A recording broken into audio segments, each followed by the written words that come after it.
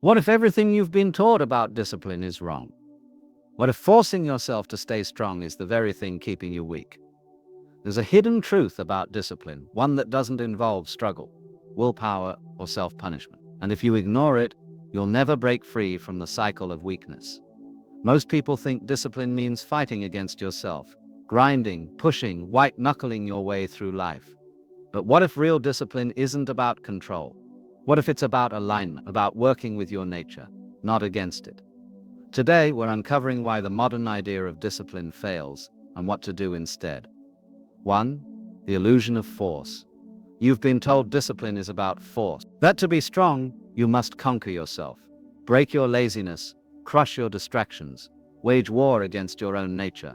But have you ever stopped to ask why? Why must strength come from conflict? Why must growth feel like a battle? Imagine a tree. Does it force itself to grow? Does it grit its bark and push its branches upward through sheer will? No. It simply grows because growing is its nature. It doesn't resist the sun or argue with the rain. It doesn't chastise itself for growing too slowly. It doesn't measure its progress against the tree beside it. It just grows. Now imagine trying to make the tree grow faster. You could pull at its branches, stretch them toward the sky, demand more from it. But what would happen? The branches would snap, the roots would weaken, the tree would suffer, not because it lacked discipline, but because you interfered with its natural rhythm. This is the illusion of force. We've mistaken discipline for domination. We think if we're not struggling, we're not trying. If it's not hard, it's not worth doing. But what if the opposite is true? What if the real measure of discipline isn't how much you struggle, but how deeply you align? Consider water. You cannot force water to rise upward, not without unnatural means, not without pumps and pipes and effort that exhausts you, but leave water to its own nature, and it will carve canyons. It will shape stone, it will move mountains, not by fighting them, but by flowing around them, through them, with them. This is the secret. Real discipline isn't about forcing yourself to do what you hate. It's about finding what you love so deeply that action becomes inevitable. It's not about dragging yourself out of bed to run 5 miles because you should. It's about waking up restless, your body already hungry for motion, because running is no longer a task. It's an expression. The great misunderstanding is this. We think discipline is the leash that drags us forward. But true discipline is the removal of the leash. It's the realization that you were never the dog, you were the one holding the rope. So where does this leave us? If discipline isn't force, what is? It's listening. It's noticing the rhythms already within you, the times you feel most alive, the tasks that make time vanish, the movements that feel less like effort and more like release. It's trusting that those inclinations aren't accidents, they're clues. The river doesn't decide to flow downhill. It doesn't debate its path or question its direction. It simply follows the pull of gravity, the same pull that exists within you, if you'd stop resisting it. 2. Weakness comes from misunderstanding. Weakness is not what you think it is. It's not laziness. It's not a lack of willpower. It's not some moral failing you must repent for. Weakness is something far simpler and far more tragic. Weakness is misunderstanding. You've been taught that discipline is the antidote to weakness, that if you could just try harder, push more, be tougher, you'd finally be strong. But what if that's the very thing keeping you weak? What if the effort itself is the problem? Think of a man lost in the desert. He sees a shimmering lake in the distance and staggers toward it, desperate for water. But the lake isn't real. It's a mirage. The more he chases it, the more exhausted he becomes. The more he believes in it, the closer he comes to collapse. Now imagine someone watching this man. They shout, "Stop! The lake isn't there. You're running toward nothing." But the man doesn't listen. He's sure the lake is real. He's certain salvation is just ahead. So he keeps running, not because he's weak, but because he's mistaken. This is how most people live. They chase discipline as if it's a thing outside themselves, a set of rules to obey, a standard to meet, a punishment to endure. They believe if they could just follow the right system, just adhere to the right routine, just force themselves enough, they'd finally be strong. But strength was never in the forcing. The misunderstanding is this. Discipline is not something you do. It's something it's not a set of actions. It's a state of being. When you confuse the two, you exhaust yourself chasing a mirage. Consider a dancer. To an outsider, their movements seem disciplined. Their precision, their control, their grace, all signs of rigorous training, of endless practice, of effort. But ask the dancer, and they'll tell you, the most perfect movements don't feel like control. They feel like release. When the dancer is truly in rhythm, they aren't forcing their body to obey, they're allowing it to move. The discipline isn't in the effort, it's in the surrender. This is the heart of the misunderstanding. We think discipline is about tightening the reins, but real discipline is about knowing when to let go. So how do you break free from this illusion? First, stop measuring discipline by struggle. If something feels like a battle every single time, ask yourself, is this the right path, or am I just convinced it should be? Second, notice what comes naturally, not what's easy, what's natural. There's a difference. Easy things require no effort. Natural things require effort. But it's effort you don't resent. It's effort that feels like play. Third, question the shoulds. Most of what we call discipline is just inherited expectation. You should wake up early. You should work harder. You should be more productive. But who sent why? Weakness isn't the absence of discipline. It's the absence of clarity. When you don't know what's truly yours to do, you'll exhaust yourself chasing what is. But when you see through the misunderstanding, when you realize discipline isn't a punishment, but a harmony, everything changes. You stop fighting yourself, and that's when you finally grow strong. 3. The myth of the strong will. We have been sold a story about willpower, that it is the engine of discipline, the fuel for achievement, the mark of a strong mind. We admire those who power through, who resist temptation, who force themselves to do what they do not want to do. We call this strength. But what if it is something else entirely? What if this so-called strength is just another form of struggle, another way of exhausting ourselves in the pursuit of an idea that was never true to begin with? Think of willpower as a muscle. The common belief is that the more you use it, the stronger it becomes. But muscles do not grow by being constantly strained. They grow in cycles of exertion and rest. Push them too hard without recovery, and they break down. The same is true of the mind. When you rely on sheer will to force yourself into action, you are not building discipline. You are draining it. Every act of resistance depletes you, until one day there is nothing left to resist with. And then what? You collapse. You give in. You burn out. This is the flaw in the myth of the strong will. It assumes that discipline is something you must impose upon yourself, like a ruler enforcing laws upon a rebellious people. But the mind is not a subject to be governed, it is a force to be understood. You cannot command it indefinitely. Eventually, it will revolt. So where does real discipline come from? Not from willpower, but from harmony. When your actions are in alignment with your deeper nature, you do not need to push yourself forward. You are pulled. There is no resistance, because there is no conflict. You are not fighting against yourself. You are moving with yourself. Imagine a musician lost in the flow of a song. They are not forcing their fingers to move. The music carries them. There is effort, yes, but it is effortless. Effort. The distinction is subtle but profound. Discipline in this state is not something they do. It is something they inhabit. They are not exercising willpower. They are surrendering to something larger. This is the secret that the myth of willpower obscures. Discipline is not about control. It is about coherence. When you are aligned with what truly moves you, discipline is no longer a struggle. It becomes as natural as breathing. But how do you find this alignment? First, stop mistaking exhaustion for virtue. Just because something is hard does not mean it is right. Second, pay attention to what sustains you rather than what drains you. There are actions that leave you energized, even if they require effort. These are clues. Third, stop glorifying the grind. The mind is not a machine to be driven. It is a current to be ridden. The truth is simple. You do not need more willpower. You need less resistance. 4.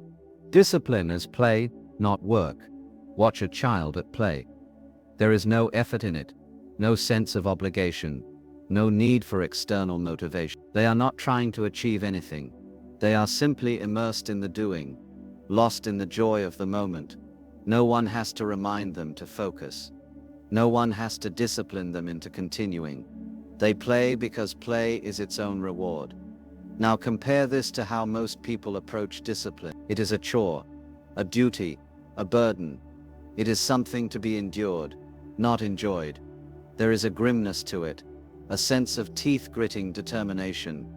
Discipline in this view is the opposite of play. It is work, and because it is work it feels heavy. It requires motivation, rewards, punishments, accountability.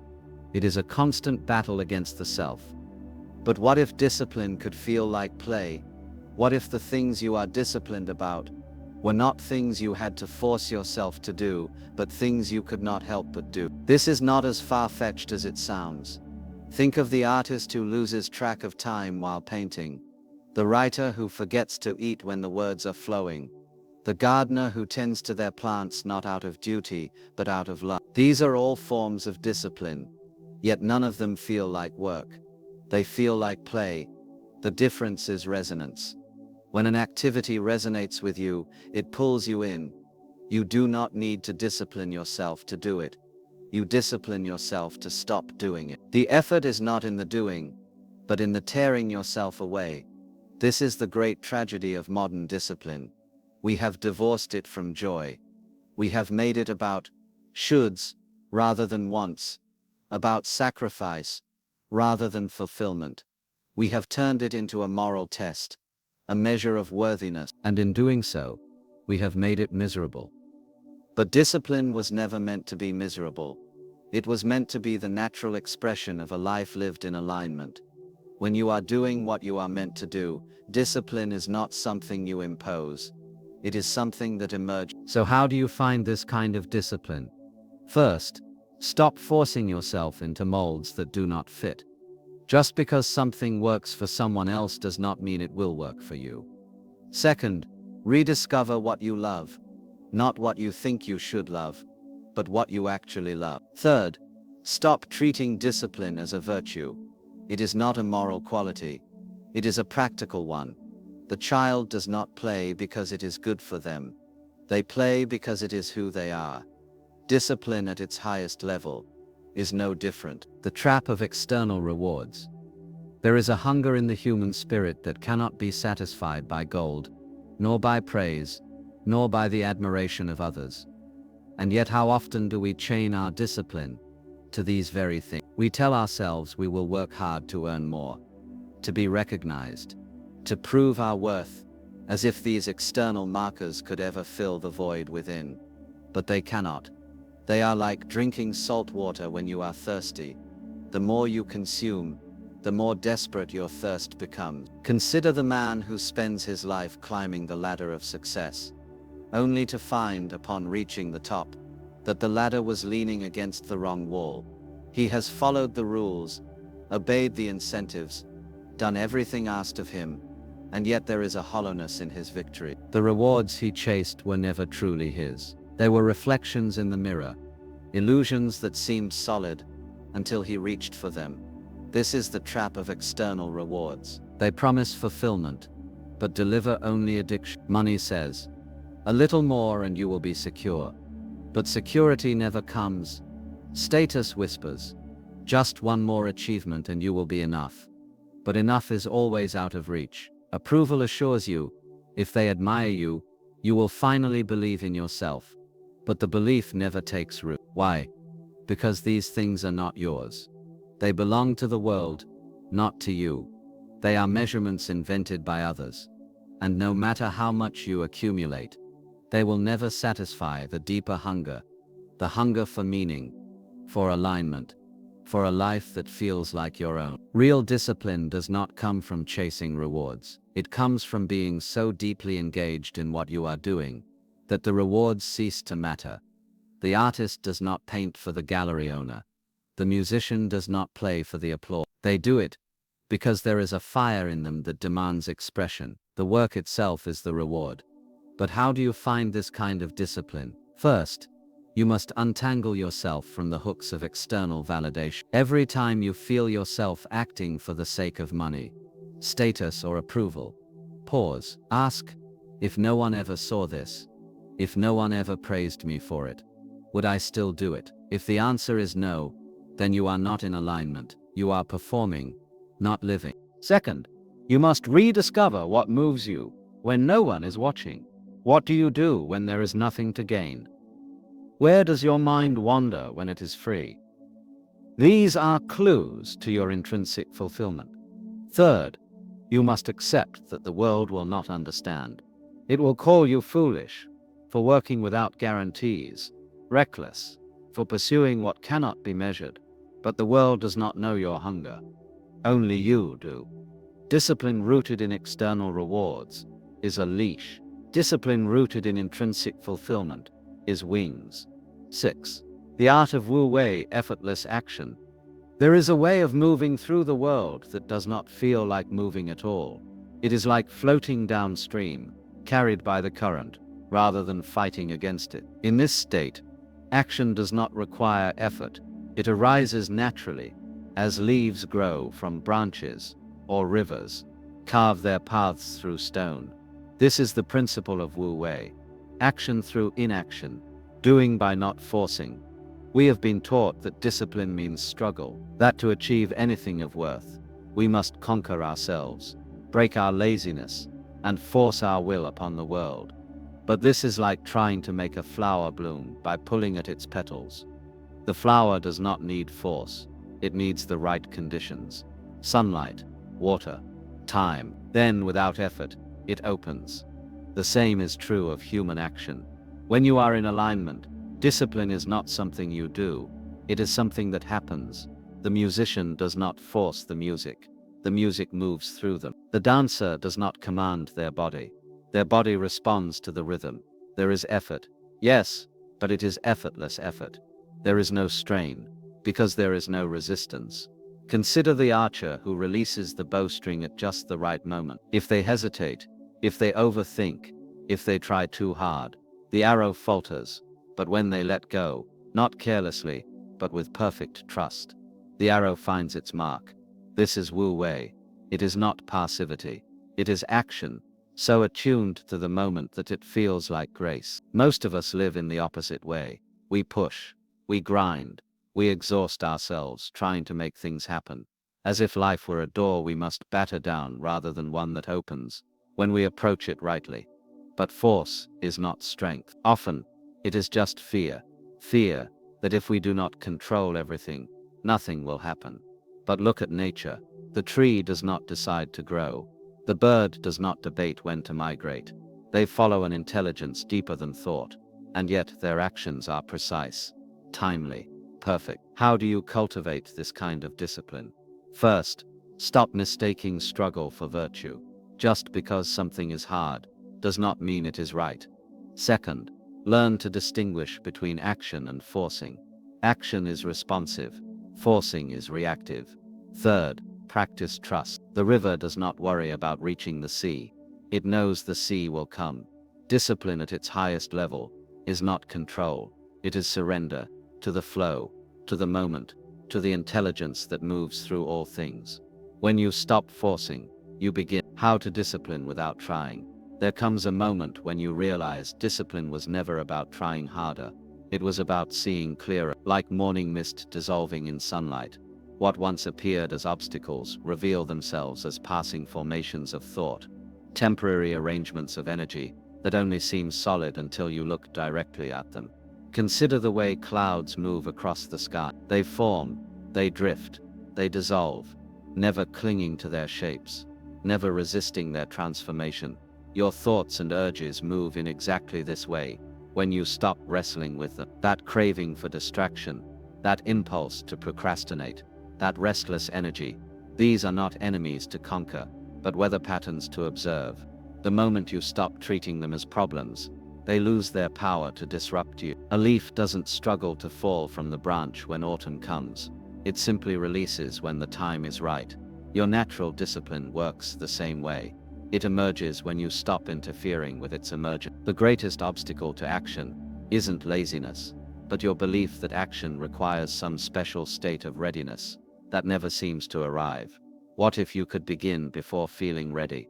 What if readiness comes through beginning, not the other way around? There's a rhythm to all things.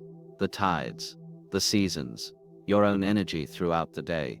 Modern life has taught you to ignore these rhythms in favor of artificial schedules, to force productivity when your body signals rest, to demand focus when your mind needs wandering. True discipline harmonizes with these natural pulses rather than fighting against them. Some days will be for intense focus, others for gentle reflection. Both serve the greater movement.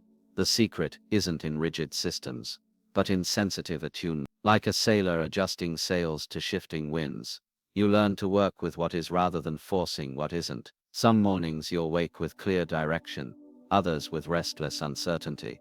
Both are perfect. The uncertainty contains its own wisdom. It's often the soil from which new understanding grows.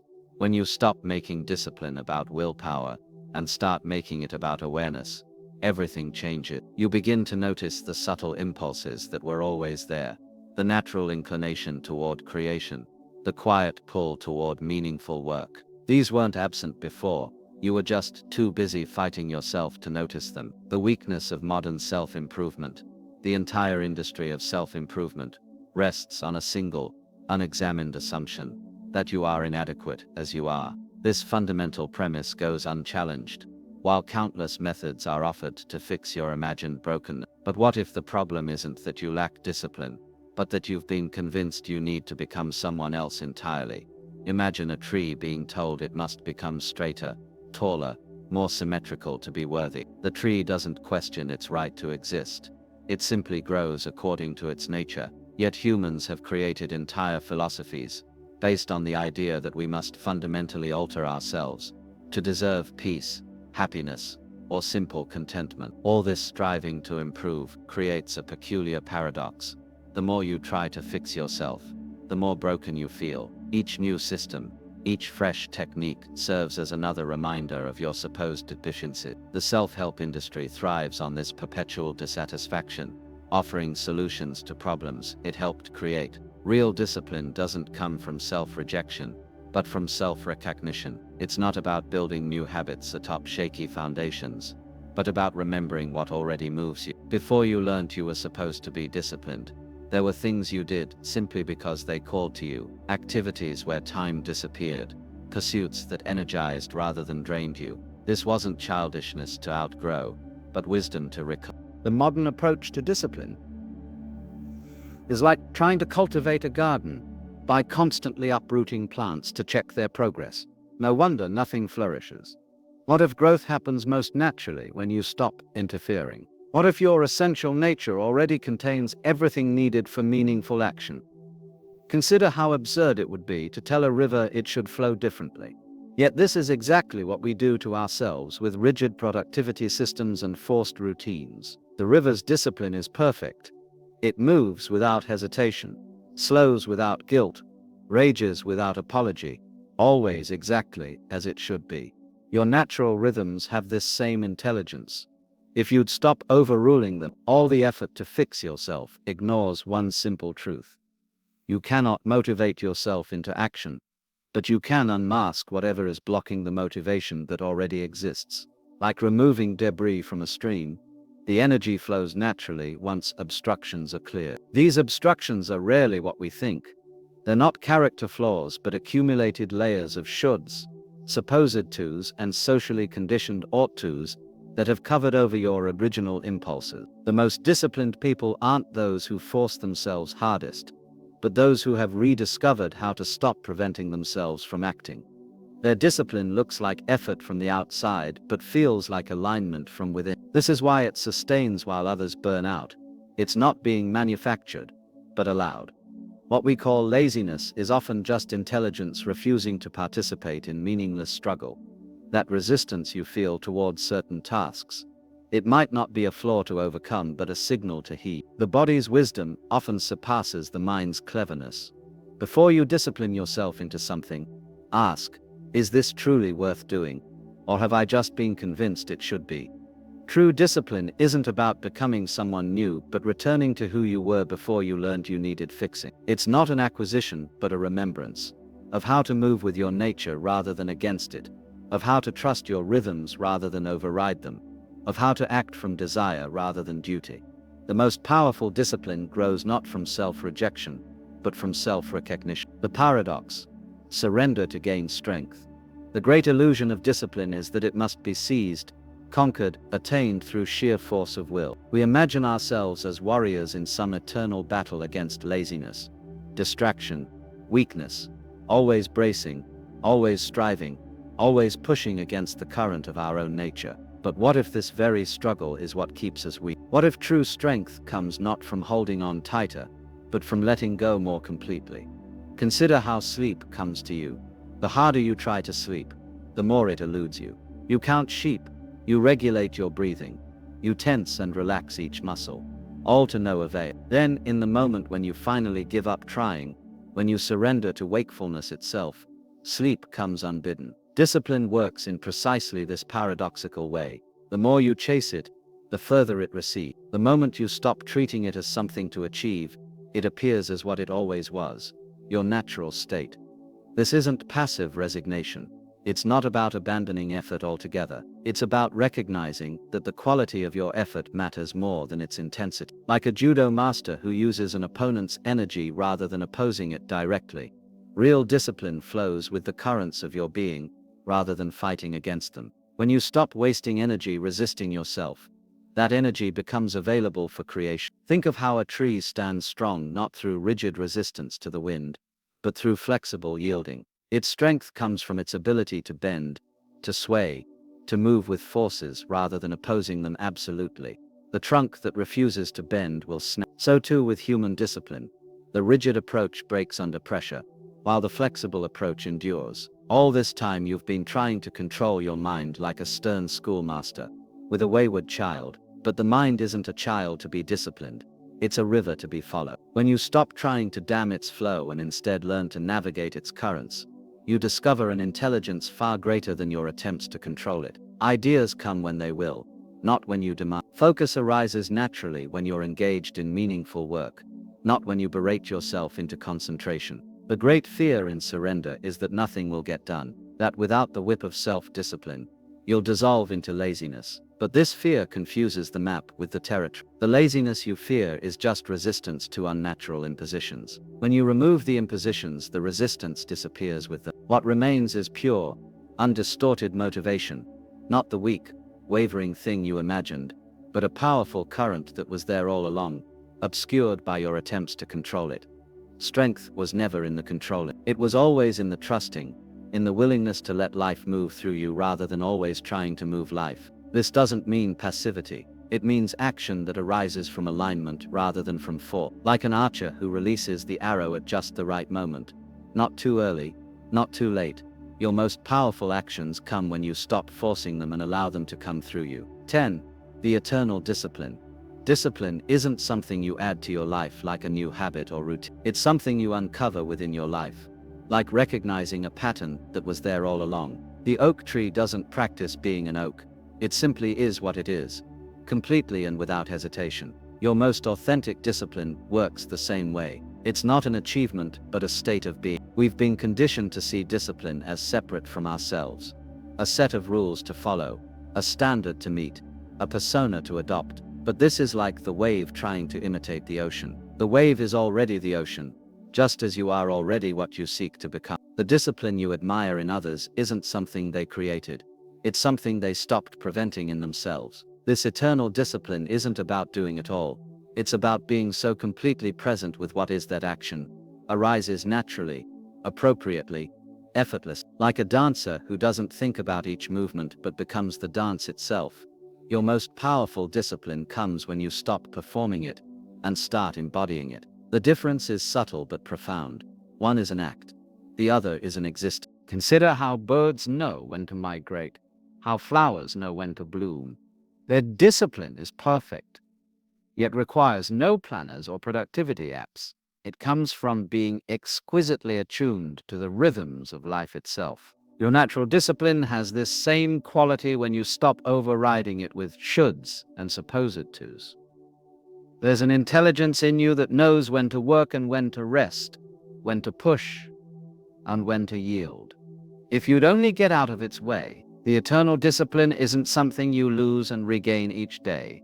It's more like the sun that's always shining even when clouds obscure it.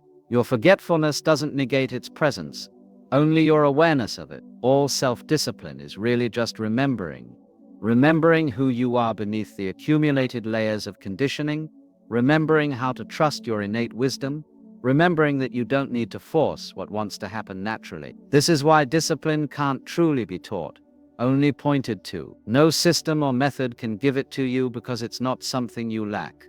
The perfect discipline for your life is already written in your bones, flowing in your blood, beating in your heart. All real practice does is remove whatever prevents its expression. When you realize this, everything changes. Discipline stops being a struggle and becomes a homecoming. You're not trying to become someone new, you're returning to who you were before you learned you needed to be different. The routines and habits that once felt like impositions now feel like natural expressions of your being. What you once had to force now flows. What once required willpower now arises from willingness. This is the secret they never tell you about discipline. It was never about control. It was always about connection to yourself, to your work, to life itself. When that connection is clear, discipline isn't something you do, it's something you are, and what you are needs no improvement, only recognition.